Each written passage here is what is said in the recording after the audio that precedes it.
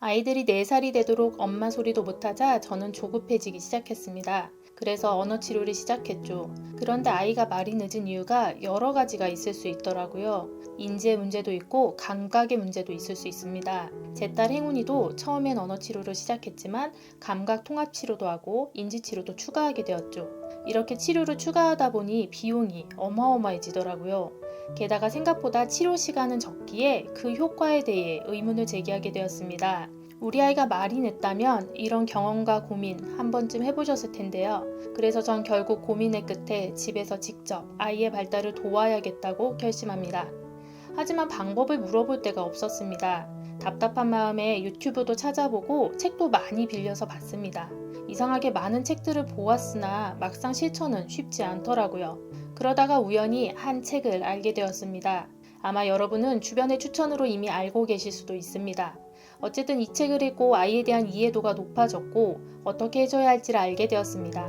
그리고 몇 년간의 시행착오를 거쳐 오늘 영상에서 드릴 말씀들을 깨달았습니다. 오늘은 제가 여러분께 언어, 인지 등 치료를 300% 효과 보기 위해 기억해야 할 4가지와 이를 도와준 책 한 권을 소개하려고 합니다. 사소하고 당연해 보일 수도 있지만 제가 몇 년간의 시행착오를 통해 알게 된 깨달음인 만큼 오늘 영상을 보시고 여러분은 시행착오를 덜 겪으셨으면 합니다. 첫째, 아이와 따로 시간을 마련해서 학습하지 마세요. 행운이는 51개월 이전까지 무발화에 인지도 부족했습니다. ABA는 비용이 너무 비싸서 직접 치료받으러 다닐 엄두도 감히 내지 못했습니다. 그래서 집에서 하는 ABA 책을 사서 보고 다른 언어 치료나 인지 치료에 관한 책들을 읽고 적용해 보았는데요. 시간을 따로 정해서 아이를 앉히고 수업을 해보니 아무리 아이가 좋아하는 것을 보상으로 준다 한들 결말은 그만하자며 큰 소리로 끝나는 경우가 많았습니다. 마찬가지로 행운이처럼 발달장애 아이라면 특히 관심사가 제한되어 있거나 집중이 힘들 수 있습니다. 그 아이들을 앉혀서 자, 이제부터 엄마랑 같이 이거 해보자 라고 말한다면 과연 아이가 제대로 집중할 수 있을까요? 낯선 환경도 아닌 익숙한 엄마의 집중력은 센터에서보다 떨어질 수밖에 없습니다. 그럼 아이도 집중을 못하고 그런 아이를 보며 엄마도 짜증이 올라올 수밖에 없습니다. 그런데 여러분도 아시다시피 학습에 있어 가장 중요한 사항은 아이의 감정 상태입니다. 즐거운 기분으로 학습할 때 학습의 효과가 가장 높다는 거죠. 반면에 억지로 한 학습은 아이에게 안 좋은 기억을 남기고 그런 학습이 지속될 때 회피하려는 모습을 보이게 됩니다. 그래서 전 전략을 바꿨습니다. 따로 학습 시간을 내지 않았습니다. 다만 아이를 보다가 아이가 무언가 저에게 요구를 하거나 관심을 갖는 순간 개입하여 학습의 기회를 만들었습니다. 예를 들어 아이가 딸기를 먹고 싶다고 할 때 그냥 주지 않았습니다. 우리 행운이 딸기 몇 개 먹을까? 아이가 손가락으로 표현할 수 있으면 그 개수만큼 세어주시고요. 만약 손가락으로 표현 불가능이면 엄마가 손가락으로 표현해줍니다. 10개 먹을까? 이렇게요. 그리고 딸기를 씻어서 아이가 보는 앞에서 그릇에 하나씩 옮기며 아이랑 눈맞춤을 해봅니다. 하나, 둘, 셋, 넷 이런 식으로 10 그리고 나서 바로 안 주고 한 번 더 물어봅니다. 엄마가 딸기 몇 개 줬지? 10개 줬네. 그리고 난 후 딸기를 찍어 먹을 때도 포크를 줄 때도 그냥 안 줍니다. 큰 포크 줄까? 작은 포크 줄까? 이렇게 물어보며 선택권을 주는 거죠.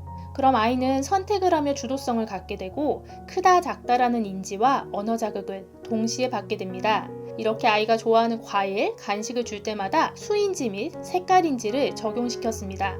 아이가 과일을 안 좋아하면 과자, 젤리, 카라멜 등 셀 수 있는 건 매번 세어서 주시면 됩니다.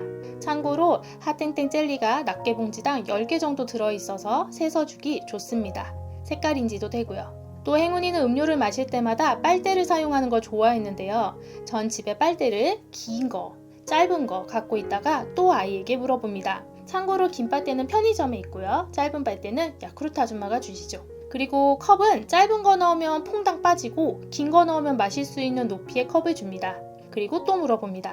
긴 빨대로 마실까? 아니면 짧은 빨대로 마실까? 아이가 하나 고르면 그대로 넣어봅니다. 만약 아이가 짧은 빨대를 골랐다고 하면 아이는 그 빨대가 컵 속으로 퐁당하는 걸 보게 되겠죠? 그러면서 짧다를 배울 수 있게 되는 거죠. 아이가 당장은 대답하거나 따라 말하지 못하더라도 반복적으로 들려주고 상황을 경험하게 하면 적어도 인지 능력은 올라갑니다. 아유, 애들 돌보는 것만으로도 너무 바쁘고 정신없는데 언제 그런 거 하고 있어요? 라고 생각하실 수도 있습니다. 하지만 따로 학습을 위한 시간을 내는 게 사실 더 어렵습니다. 어차피 아이들과 하루 종일 함께해야 하는 상황이라면 아이랑 뭐 하면서 놀아줘야 하나를 고민하지 말고 일상에서 해야 하는 행동들을 아주 작은 활동으로 바꾼다고 생각해 주세요.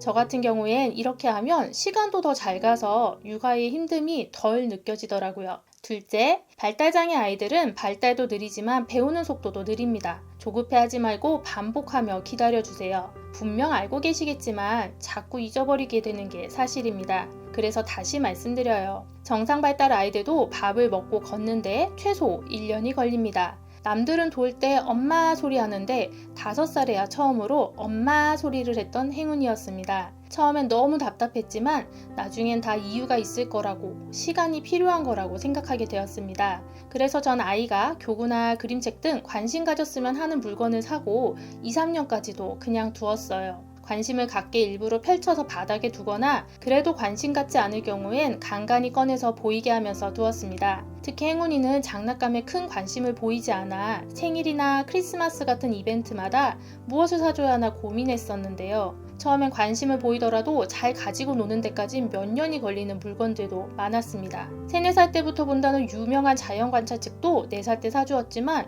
6살이 되어서야 관심을 보였습니다. 다행히 8살인 지금도 처분하지 못하게 하고 종종 봅니다. 자석블럭도 집에서 약 2년 동안 쳐다만 본 후에야 기차 만들기 놀이를 하더라고요. 어쨌든 아이가 관심을 가져주는 게 중요하니까요. 이렇게 발달장애 아이들은 느린 만큼 관심을 갖게 하는데도 오랜 시간이 걸릴지도 모릅니다. 그래서 나중에 보면 좋고 안 된 다음에 다시 시도하거나 적어도 관심 없는 걸 알게 되었네 라고 생각하게 되었습니다. 일단 아이의 관심사를 알아야 상호작용을 하기 좋으니까요. 셋째, 집에겐 먼지가 쌓일 시간을 주시고 본인의 시간을 가지세요. 앞에 내용과 이어지는데요. 아이가 어디에 관심을 둘지 모르니 저희 집엔 장난감이 아주 많이 있었습니다. 지금은 많이 줄었지만 7살 무렵까지만 해도 큰 레고, 작은 레고, 클레이, 퍼즐, 자석블럭, 인형의 집, 병원놀이, 밸런스보드 등 각종 소근육 발달 및 역할놀이를 할 수 있을 장난감들이 많이 있었습니다. 사람들이 가끔 집에 오면 놀라곤 했죠. 장난감이 집에 많으면 아이들이 오히려 놀 줄 모르고 좋지 않다고 말하는 책도 있습니다. 하지만 전 아이가 언제 관심을 갖고 제게 교육의 기회를 줄지 모른다는 생각에 많은 가능성을 열어놓고 싶었습니다. 왜 우리가 언어치료실이나 인지치료실 가도 장난감이 많이 있잖아요. 그런데 이렇게 많은 것들이 집에 있고 아이를 돌보면 집은 점점 엉망이 되겠죠? 그걸 정리하기를 반복하면 육아에 집안일까지 가중되니 엄마의 스트레스 지수가 점점 하늘로 치솟습니다. 그럼 결국 체력에 무리가 오고 그 짜증은 아이한테로 돌아가게 됩니다. 우리는 모든 일을 잘할 수 없습니다. 많은 자기계발서에서 중요한 일에 집중하라고 하는데요. 3년 넘게 자기계발서를 읽고 제가 깨달은 중요한 일은 저 자신과 가족이었습니다. 그런데 전 가족만 생각하다가 저 자신을 생각하지 못했더라고요. 아이들 육아를 위해 일을 그만두었지만 제가 아이 치료로 셔틀하느라 정신없고 스트레스 받는 건 생각 안 하고 육아도 집도 잘 돌보아야만 한다고 생각했어요. 거기에 아이의 미래를 위해 새로운 직업도 가져야만 한다고 생각했습니다. 모두 중요한 일이지만 거기에 저만 빠져 있다 보니 결국 번아웃이 왔습니다. 그러니 집을 치울 시간에 본인이 쉴 시간을 가져주세요. 여러분은 아이의 발달에 노력하는 것만으로도 이미 너무 큰 일을 해내고 있습니다. 물론 정돈된 집은 아이가 정서적으로 차분해지게 도움을 줄 수도 있습니다. 하지만 아들 셋을 모두 서울대 보낸 이적의 어머님은 집을 1년에 손가락에 꼽을 정도의 청소만 했다고 합니다. 이 책에선 어지러운 집이 오히려 아이의 창의성 발달에 도움이 된다고 이야기하던걸요. 그러니 우리는 우리의 정신건강에 좋은 쪽으로만 보도록 해요. 넷째, 책과 영상은 미리 공부하시기를 추천합니다. 저는 행운이를 어떻게 대해야 할지가 어려웠습니다. 그래서 다른 아이들과 어떻게 다른지를 너무 이해하고 싶었습니다. 아시다시피 우리 아이가 무엇이 어떻게 다른지를 의사 선생님은 자세히 설명해 주시지 않습니다. 진단을 내려주실 따름이죠. 게다가 자폐 스펙트럼 아이들의 증상은 매우 개별적이라고 할 수 있죠. 그리고 이에 대해 알아가는 건 엄마의 몫이 됩니다. 그래서 자폐 스펙트럼 및 발달장애에 대한 공부를 시작했는데요. 모든 학습은 내 머릿속에서 자연스러워지는 시간이 필요합니다. 영상이나 책을 보면 고개가 절로 끄덕거려지면서 의지가 충만해지지 않나요? 우리 아이한테도 이렇게 하면 곧 좋아질 거야 하는 생각이 들죠. 하지만 막상 실천해보면 우리 애는 좋아하지 않거나 나중에 실천하라고 보면 책에서 뭐라고 했더라 하면서 헷갈립니다. 그래서 결국 내가 어떻게 해줘야 하는 거지? 라는 처음의 물음으로 돌아오게 되죠. 저도 그랬습니다. 그렇지만 전 그냥 계속 관련 책들을 빌려서 읽고 기억하기 힘든 책들은 구매해서 눈에 보이는 곳에 두었습니다. 당장 실천하지 않더라도 계속 읽다 보면 어느새 제 머릿속에 각인될 거라 믿었습니다. 처음엔 책값도 부담스러웠지만 센터 비용 1회 수업이면 책 3-4권을 구입할 수 있다고 생각하니 결정이 조금은 쉬워졌습니다. 그렇게 계속 읽다 보니 외우거나 정리하지 않더라도 아이에 대한 이해도가 조금씩은 높아졌습니다. 또 문득문득 아이와 함께 할 때 상황상 적용해 볼 수 있는 책의 부분도 떠올랐습니다. 이때 집에 책이 있다면 제목만 봐도 무엇을 해주면 좋을지 떠오르기도 합니다. 하지만 좋은 내용이라 생각했음에도 책이 없다면 전혀 기억이 나지 않더라고요. 주 양육자는 아이와 가장 오랜 시간을 함께하기 때문에 아이에 관해 가장 잘 아는 사람입니다. 그렇기에 부담스럽고 힘든 상황이지만 엄마가 공부하면 아이의 치료에 더 큰 진전을 볼 수 있는 건 확실합니다. 우리는 모두 각자의 아이에 관해선 전문가가 될 수 있습니다. 그런데 공부하려고 보니 어떤 책부터 봐야 할지 모르겠다고요? 혹은 책을 몇 권 봤는데 적용이 너무 어렵다고요? 제가 복직한 후 쌍둥이가 둘 다 4살이 되도록 엄마 소리도 못하는 상황에서 코로나가 터졌습니다. 아직 행운이가 자폐 스펙트럼인지 모르던 때 점점 더 떼쓰기도 심해지고 통제가 어려웠습니다. 결국 어머님이 돌봄 포기를 선언하셨죠. 그래서 전 복직 1년 반 만에 다시 일을 그만두었습니다. 아이들에게 올인해야겠다고 생각하며 열의를 불태우며 언어치료라고 검색해서 닥치는 대로 책을 사고 공부를 했습니다. 하지만 막상 아이들은 비협조적이었고 전 조급함과 짜증만 늘어났습니다. 언어 자극에 도움이 된다는 많은 책들이 행운이에겐 적용이 안 되는 것처럼 느껴졌습니다.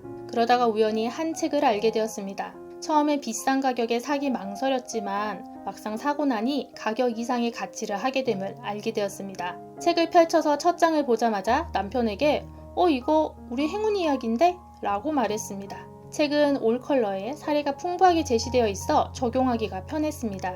아이들은 모두 발달 정도가 다른데 통합적으로 나와 있는 다른 언어치료책과 달랐습니다.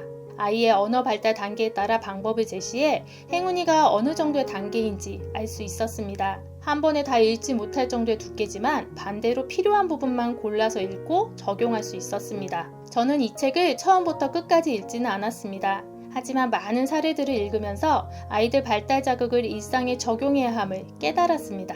그리고 아이에게 어떻게 해줘야 하는지에 대한 이해도가 훨씬 높아졌습니다. 그렇게 하니 저도 스트레스를 덜 받고 행운이도 훨씬 자연스럽게 학습을 놀이처럼 받아들였습니다. 그러다 어느 날 7살이 된 아이를 보니 제가 알려주었던 것을 다 알고 있었습니다. 가랑비에 옷이 젖듯이 낙숫물에 바위가 뚫리듯이 스쳐 지나가듯 계속 들려주었던 말들이 아이의 머릿속에 이해로 자리 잡은 것이었습니다. 돌아보면 정말 기적과도 같았던 나날들입니다. 언어치료 선생님도 아이의 발달 속도에 정말 감탄을 금치 못하셨습니다. 지금은 아이가 5살의 엄마라고 첫 발화를 했다고 하면 모두 깜짝 놀랄 정도로 많이 좋아졌습니다. 그리고 걱정스러운 마음에 이 영상을 보는 여러분의 아이도 좋아질 거예요. 책에 관한 정보는 아래에 고정 댓글에 링크로 걸어두었습니다. 너무 두꺼워서 도서관에서 빌려서 다 볼 수도 없는 책이지만 가격 이상의 소장 가치가 충분한 책입니다. 책의 제목 자체가 자폐 아동 및 의사소통에 어려움이 있는 아이를 위한 부모 가이드이기 때문에 제목 그대로 자폐 스펙트럼 아이와 말이 늦은 아이에게 둘 다 도움이 됩니다. 어찌 보면 당연한 것일지도 모르는 이야기 이미 알고 계실 수도 있습니다. 하지만 제가 깨닫는데 오랜 시간이 걸렸습니다. 4년 전에 저는 아무것도 몰랐고 물어볼 곳이 없었습니다. 그래서 제 영상이 누군가의 시행착오로 덜어줄 수 있으리란 생각으로 촬영했습니다. 마찬가지로 제가 좀 더 일찍 알았다면 정말 좋았을 책이라고 생각하기에 링크를 공유했습니다. 제가 읽어본 어떤 언어치료책보다 전문적인 내용을 사파로 쉽게 풀어쓴 책입니다. 오늘 영상을 보시고 구체적인 발달 자극을 어떻게 주었는지 더 궁금하신 분은 댓글 달아주세요. 그럼 다음번엔 오늘의 사례처럼 아주 세세하게 좀 더 많은 예를 들어 알려드리도록 하겠습니다. 구독과 좋아요를 눌러주시면 좀 더 많은 분이 제 영상을 보실 수 있습니다. 제 경험이 여러분께 조금이라도 도움이 되기를 진심으로 바랍니다. 오늘도 아이와 함께 성장하려는 당신은 정말 멋진 엄마, 아빠, 할머니, 할아버지십니다. 시청해주셔서 감사합니다. 오늘도 화이팅!